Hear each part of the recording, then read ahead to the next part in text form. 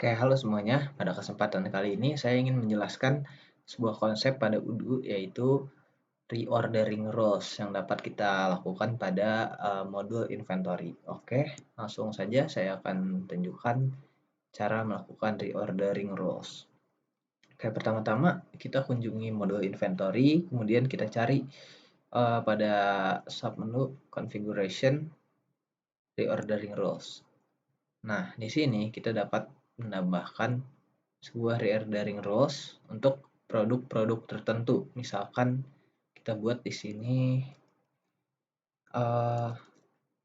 sebuah large cabinet.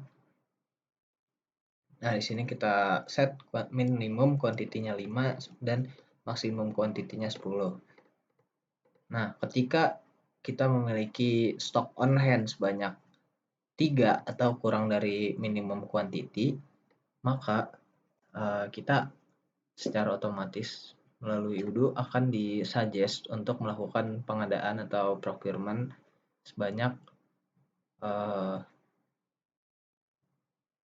ditambah 5 yaitu 7. Sehingga ketika on hand 3 kita akan disuggest untuk melakukan procurement sebanyak 7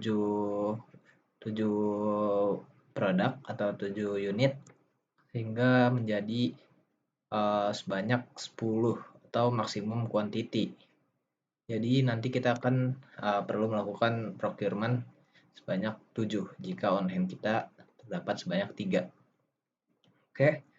Namun jika kita set maksimum kuantitinya juga 5, maka setiap kali kita melakukan sales atau penjualan dan terjadi pengurangan stok, akan secara otomatis terbuat sebuah procurement atau purchase sebanyak 5 juga, sehingga secara otomatis ketika produknya berkurang atau habis, kita akan melakukan pembelian atau pengadaan sebanyak kuantitas atau minimum quantity dan juga maksimum quantity-nya 5.